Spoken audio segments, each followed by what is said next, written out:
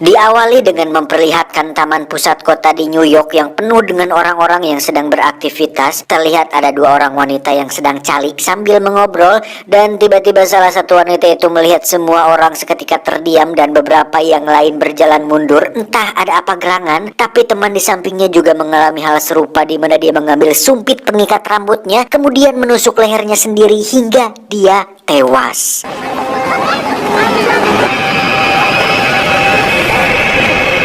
These people look like they're crying at themselves. Where?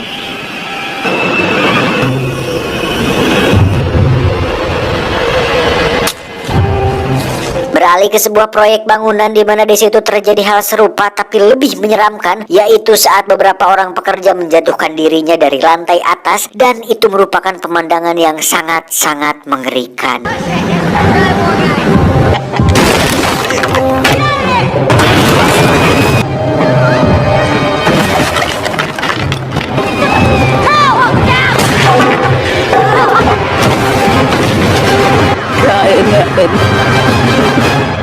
Dan inilah The Happening.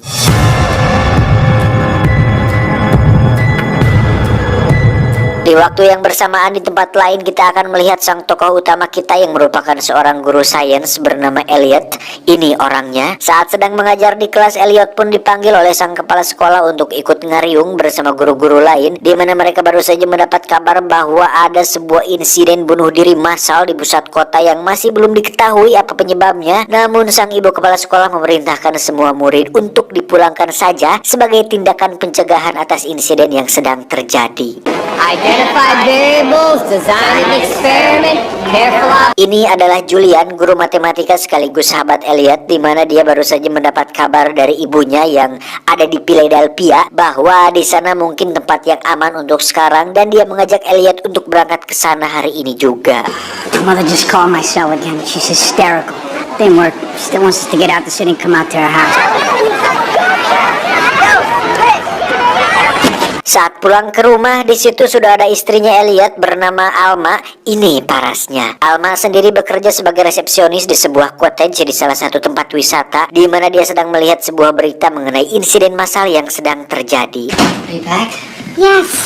What do they say? They're evacuating New York City. Di situ dijelaskan bahwa pihak pemerintah masih belum memastikan apa penyebab dari insiden tersebut. Namun secara teori, otak manusia memiliki sebuah mekanisme pertahanan diri yang dapat mencegah kita dari aktivitas-aktivitas berbahaya, seperti refleks untuk menghindari tabrakan, waspada terhadap ketinggian, kesiapan mental untuk diputuskan pasangan, dan Our lain-lain. brains come equipped with a self-preservation mechanism to stop us from harmful actions. Nah, dari analisa para ahli, korban-korban ini terkena semacam racun neuron atau neurotoksin, di mana hal itu membuat para korban kehilangan insting kewaspadaan, mengalami halusinasi dan kebingungan, sehingga mereka melakukan tindakan melukai diri sendiri akibat mengalami kerusakan syaraf pada otak mereka. Just how the toxin works and who It determines. makes you kill yourself.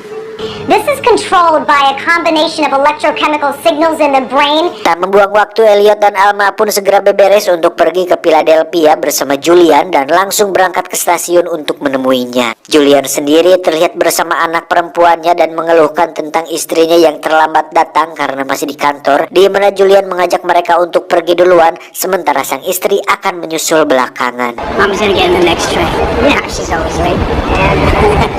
Beralih ke Philadelphia yang menjadi tujuan Elliot dan kawan-kawan, di mana insiden itu juga terjadi di sana saat jalanan sedang ramai-ramainya. Orang-orang mulai berhenti secara serentak, disusul dengan menembak kepalanya sendiri menggunakan pistol milik seorang polisi lalu lintas. Chilly, isn't it today, Sal? Maybe a little.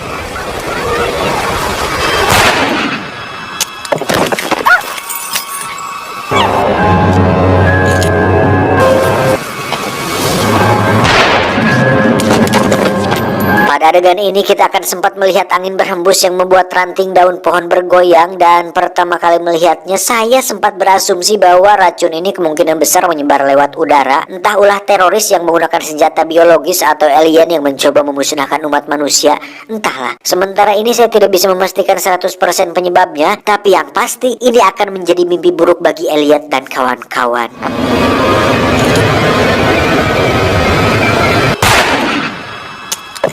Kembali ke Elliot dan kawan-kawan yang masih dalam perjalanan menuju Philadelphia. Tiba-tiba kereta mereka terhenti karena ternyata pihak kereta baru saja mendapat kabar bahwa insiden tersebut sudah sampai di Philadelphia, sehingga mereka tidak bisa melanjutkan perjalanan ke sana. Why are you giving me one useless piece of information at a time? We lost contact. With whom? Everyone. Elliot dan seluruh penumpang pun memutuskan untuk istirahat di sebuah restoran terdekat. Kemudian mereka melihat sebuah tayangan video yang memperlihatkan seorang penjaga kebun binatang yang bunuh diri dengan mempersilahkan singa memakan tangannya sendiri, dan itu sangat-sangatlah tidak worth it sama sekali.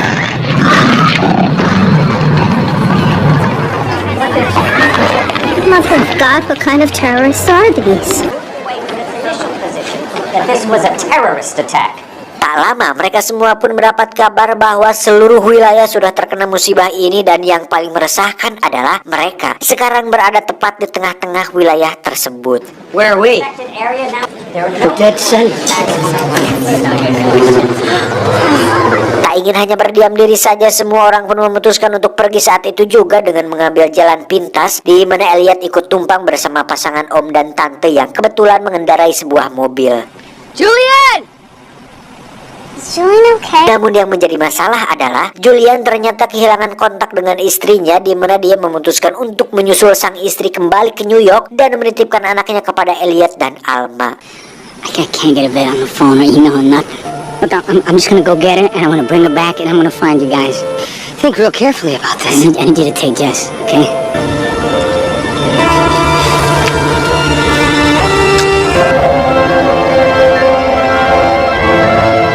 Singkat cerita, om dan tante pun singgah di kediaman mereka yang ada kebun kecilnya, di mana si om yang merupakan lulusan Fakultas Pertanian Unsil ini pun mengatakan bahwa dia memiliki teori tentang insiden yang sedang terjadi. Bukan teroris, alien, apalagi Marissa Hase, tetapi penyebab semua ini adalah tanaman atau tumbuhan. I think I know what's causing this.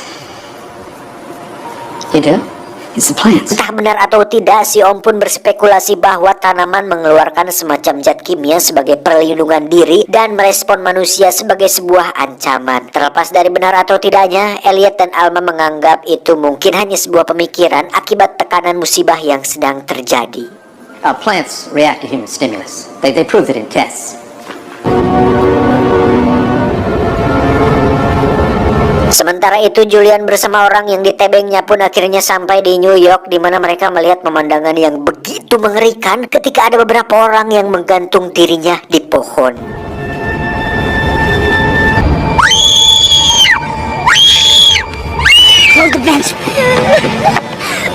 Di atas mobil mereka terlihat ada sebuah lubang sobekan disusul dengan suara hihiliwiran angin, dan tiba-tiba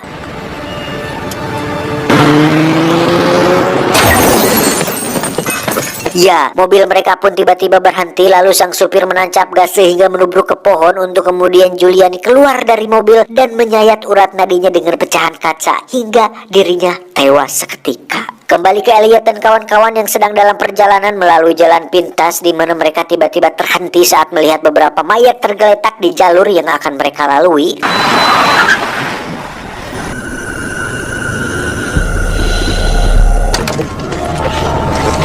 Oh, we have to turn around. Tak lama muncullah seorang tentara dari jalur lain disusul dengan beberapa mobil yang muncul dari semua jalur yang ada, sehingga bisa disimpulkan bahwa semua jalur sudah terkena wabah ini, yang berarti mereka terjebak di sana dan tak bisa pergi kemanapun.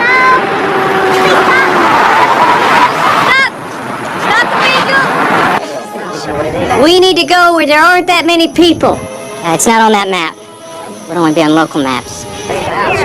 We should go into 2 groups. Setelah berembuk, akhirnya diambil keputusan untuk berjalan kaki ke sebuah pemukiman minim penduduk yang tak jauh dari sana, dan mereka yang tidak membawa barang-barang banyak dipersilahkan untuk jalan duluan. Elliot, Alma, anaknya Julian, serta segelintir orang yang lengoh pun berangkat duluan menuju lokasi yang telah ditentukan, disusul oleh si om dan tante beserta sisa orang yang riri beringkih pun menyusul dari belakang. Dan tiba-tiba, ya, nampaknya racun itu sudah sampai di sana, di mana semua orang termasuk om dan tante harus terkena racun tersebut dan bunuh diri dengan menembak kepala mereka sendiri. Private Oster.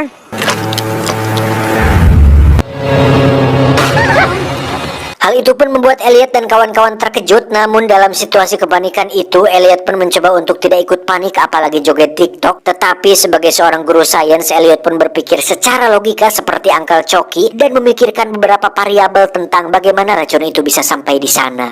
You were with it, Private. What do we do? Tell us what to do! I need a second, okay? Why can't anybody give me a goddamn second? Dan setelah berpikir cukup lama, Elliot pun akhirnya setuju dengan si Om bahwa racun itu kemungkinan besar dikeluarkan oleh tanaman yang ada di sekitar mereka, di mana semua tanaman mampu merespon rangsangan manusia dalam jumlah yang banyak, sehingga mereka harus memecah kelompok menjadi beberapa bagian kecil agar tanaman tidak bisa mendeteksi keberadaan manusia di lokasi tersebut. What if it is the plants? Could be releasing the chemical into the air when there's too many of us together. Smaller and smaller populations have been setting this off. They react to human stimulus. Dan tiba-tiba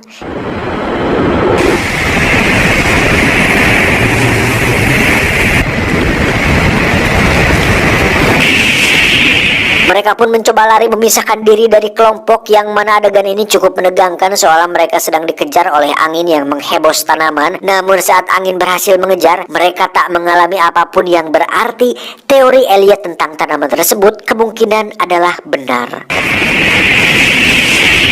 Here it comes!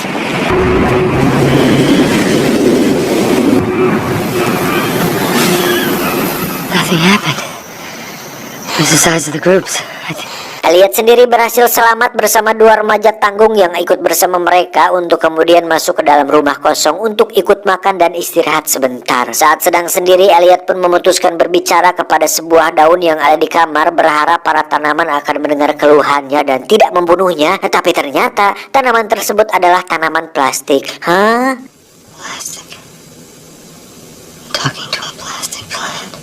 Ketika melanjutkan perjalanan, Elliot pun melihat dua kelompok yang datang secara bersamaan, di mana hal itu adalah sebuah kesalahan besar dan terbukti. Salah satu pria pun menyalakan mesin pemotong jukut, kemudian mensimetriskan pusar bahan dengan cukup santai di depan jalur mesin itu, dan yang terjadi selanjutnya Anda pasti sudah bisa menebaknya.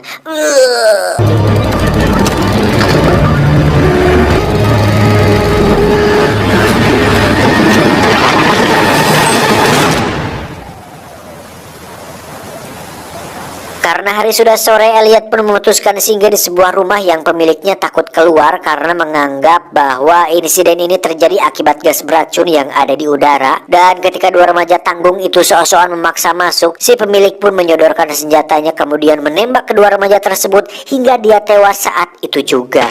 Let's not let that gas in here. Sir, the air's fine out here right now. Listen. No!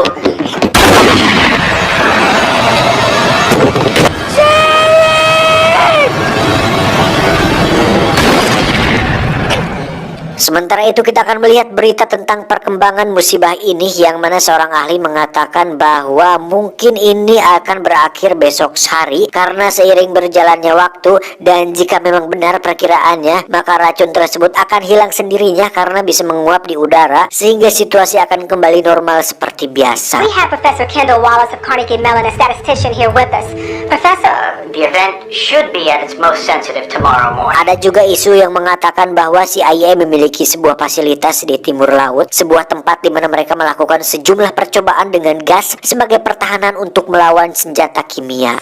similar psychotropic properties as a defense against chemical weapons. Entah teori siapa yang benar, yang pasti Elliot dan semua masyarakat termasuk saya berharap agar musibah ini cepat berlalu dan tidak berlarut-larut, sehingga mereka bisa kembali hidup bebas tanpa adanya pembatasan keluar rumah, agar ekonomi bisa kembali normal dan jangan sampai ada tukang bubur yang didenda 5 juta rupiah gara-gara nekat berjualan. Loh, jadi ke situ.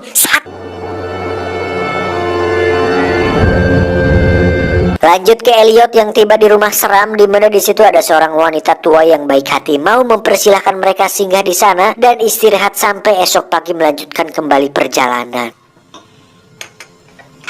I hope the meal was sufficient. This is a beautiful place. I'm scared, Elliot. It's okay. Singkat cerita, esok pagi pun tiba. Saat bangun dari tidur, Elliot pun pergi ke sebuah kamar di mana di situ terdapat boneka bayi yang cukup menyeramkan, sehingga bisa disimpulkan bahwa si wanita tua pemilik rumah ini mentalnya sedang tidak stabil. Crazy lady. You tried to steal my things. No. Saat ketahuan, si wanita tua itu pun marah karena Elliot sudah lancang masuk ke kamarnya, di mana beliau langsung keluar rumah kemudian terdiam tepat di tengah kebun tanamannya, disusul dengan hempasan angin yang membuat dedaunan bergoyang, dan sudah bisa ditebak bahwa si wanita tua itu pasti akan bunuh diri. Mrs. Jones? Oh my God. Dan benar saja, saat alien masuk kembali ke dalam, si wanita tua itu pun mendagor-dagorkan kepalanya ke dinding rumah hingga dia tewas dengan luka bocok di kepalanya.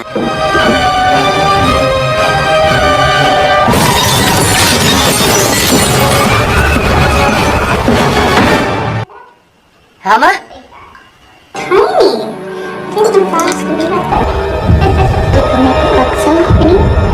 Saat mencari Alma dan anaknya Julian, Elliot pun melihat mereka berdua sedang berada di gubuk seberang untuk kemudian dia berbicara lewat pipa udara dan meminta Alma untuk menutup semua jendela. Close the windows and the doors, Alma. Is everything closed? Yes. Merasa bahwa teorinya tentang tanaman telah salah besar, Elliot pun berpikir bahwa mungkin racunnya memang tercemar lewat udara, dan ketika tak ada lagi tempat untuk melarikan diri, Elliot dan Alma pun memilih untuk mati secara berjamaah daripada harus mati sendirian tanpa adanya hasrat keromantisan. I wish you were here. Elliot. If we're gonna die, I wanna be with you.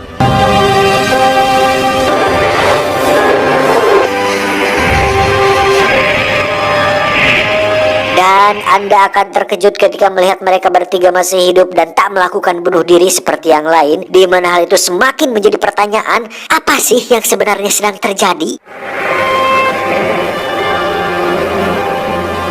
Event must have ended before we went out there. 3 bulan kemudian, sesuai prediksi sang ahli yang ada di berita, musibah ini pun dengan cepat hilang secepat dia datang, di mana Elliot dan Alma akhirnya merawat anaknya Julian dan hidup normal kembali seperti biasa.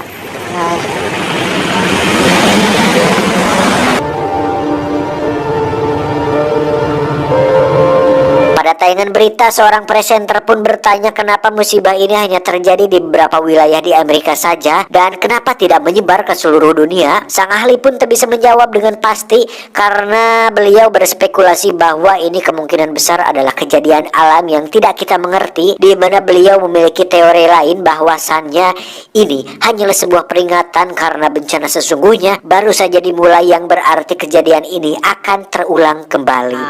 This was an act of nature, and we'll never fully understand it. Dan benar saja, kejadian ini pun terulang kembali tepat di Taman Luxembourg, Paris, Prancis, di mana ada 2 orang pria yang sedang mengobrol dan salah satu dari mereka mengatakan kalimat yang sama berulang-ulang kali, disusul dengan semua orang yang tiba-tiba terdiam dan ditutup dengan hihiliwiran angin yang berhembus kencang. Je devrais amener mon vélo. Quoi? Dieu.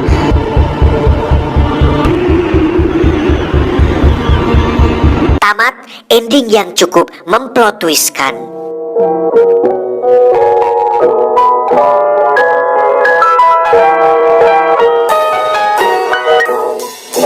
Sesuai judulnya, The Happening, jadi ini teh what happen atuh?